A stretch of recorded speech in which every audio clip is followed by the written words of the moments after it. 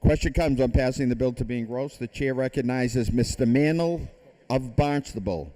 Members are please asked to take their seats and subdue their conversations and pay due attention to the gentleman at the microphone.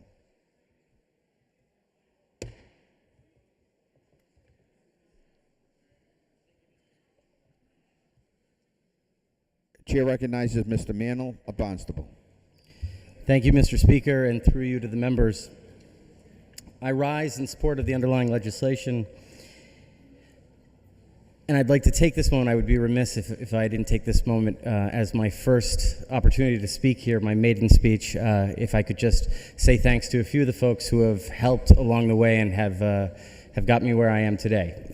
I'm one of 4 children, and I grew up in a household where you had to speak up a lot in order to get any kind of attention.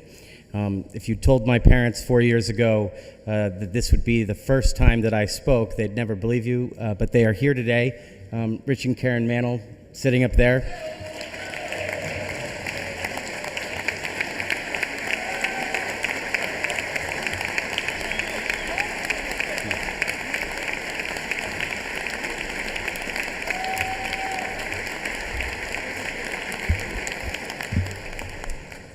With my mom and dad is my son Ben and our friend Sarah, but there's also someone else who's sitting up there, and that is my wife Sarah. And as many of you know, yeah, let's.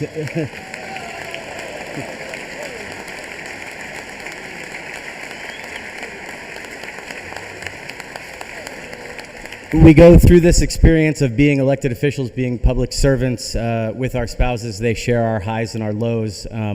And that's certainly true in my life with my wife. When you've heard the adage that behind every successful man is a great woman or a better woman. Well, she's standing right up there. There's one other woman that I wish could be here today, and unfortunately she is not here. Her name is Erica K. Webster, and a few years ago she came and we testified together on this very legislation. Erica was born as a man, but soon into her life, early in childhood, she says, she realized that she was a woman.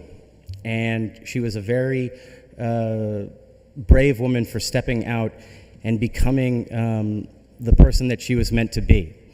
Because of what she did, she was thrown out of her house, and she was made homeless. When she went to friends, they turned her away. When she went to apply for jobs, they turned her down.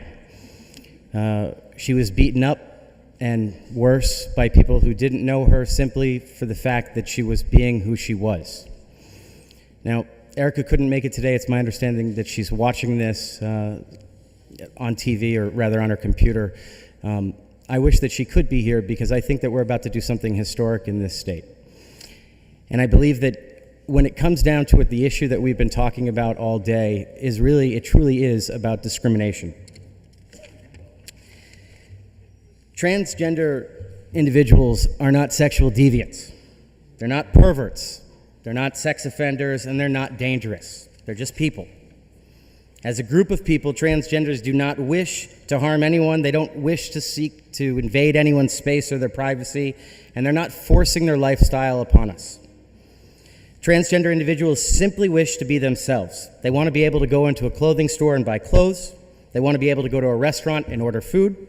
They want to go to a bank and open up a bank account. They want to be able to live in peace and without fear of discrimination. And yes, occasionally, guess what? They want to go to the bathroom just like the rest of us. Fact of the matter is that those who choose to embrace their true gender identity are subject to discrimination on a daily basis. We cannot negate or malign the fact that these are people who are targeted simply for choosing to be who they want to be and who they are and they know that themselves to be.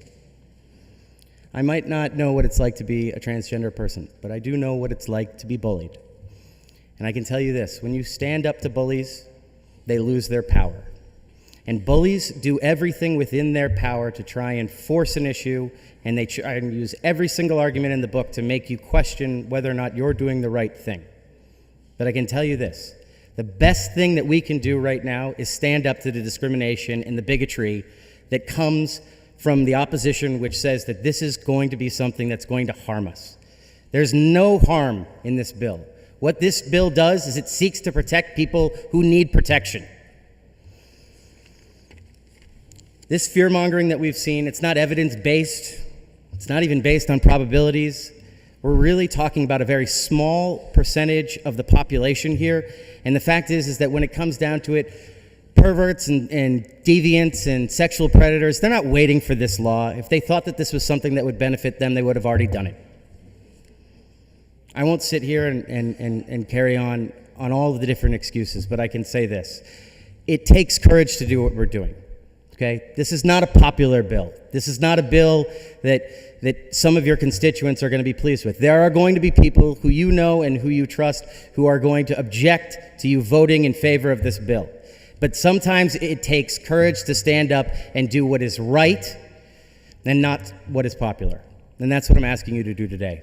I ask that at the end of this that we adopt this legislation, that we provide transgender individuals with the protection that they deserve, and that we do it overwhelmingly and with a good, clear conscience that we're doing the right thing, because we are.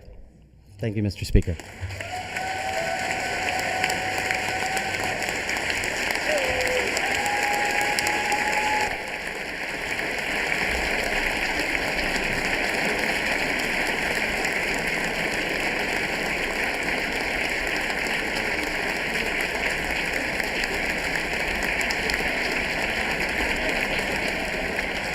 Chair congratulates the gentleman on his maiden speech.